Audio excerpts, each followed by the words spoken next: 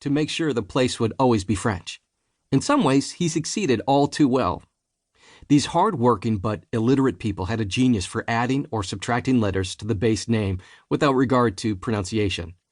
Coulombe became, among other spellings, Coulombe, and that is why you will not find Coulombe in the Paris phone book, whereas there are pages of them in Montreal. The point is that Coulombe is pronounced Coulombe. I thought this book would be an easier listen if you knew that.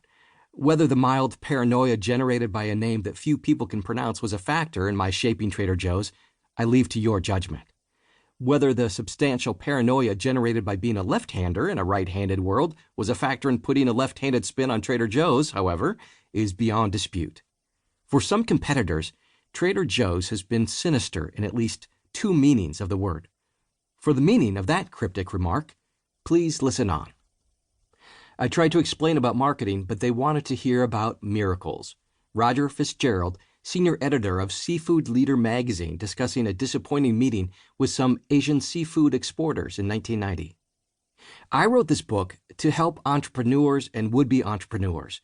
That's why there's a lack of miracles and a surplus of marketing details, including buying, advertising, distributing, and running stores, and lots of discussion of the wages of success, how we built a successful business on high wages.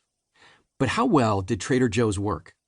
It clearly is a succès d'estime, but was it a succès de l'argent?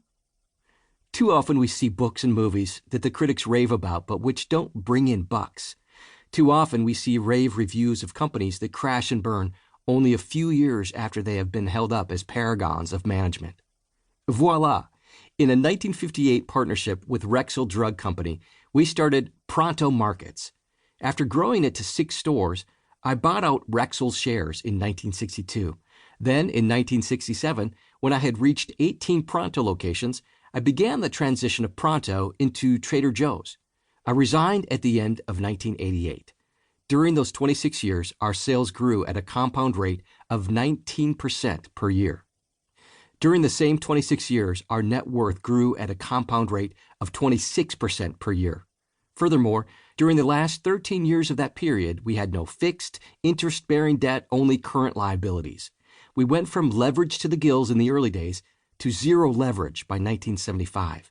Furthermore, we never lost money in a year, and each year was more profitable than the preceding year, despite wild swings in income tax rates.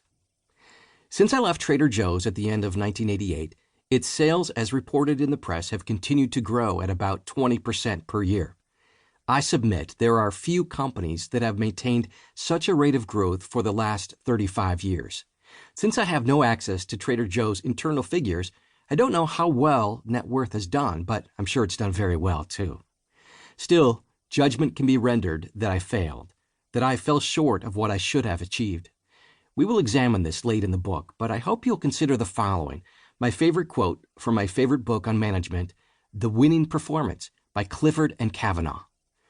The fourth general theme in winning corporations is a view of profit and wealth creation as inevitable byproducts of doing other things well.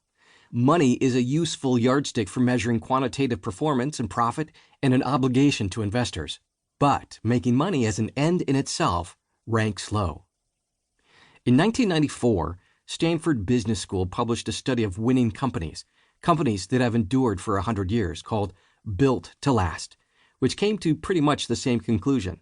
Along the way in this book, you'll find the angst of a struggling entrepreneur and his wife who didn't get a clothes dryer until she was 39, and all the kids were toilet trained in that pre-Pampers era. The slings and arrows of outrageous good fortune and bad fortune, and a lot of the detail of everyday life in the 20th century that may interest the Fernand Braudel-type historians of the 25th century. Co-author's note. Joe's professional life dealt heavily in brands. That is the nature of the retail grocery business, the nature of his life. In this book, many of the brands mentioned carry or maintain a trademark or a registered trademark or a copyright. All brands mentioned in this book are acknowledged from a position of admiration and respect. Joe's life includes an inordinate number of people, many of whom have contributed in one way or another to the success of Trader Joe's. All people mentioned in this book have been captured in the positive light that they have earned, are remembered fondly, and are mentioned with the utmost respect.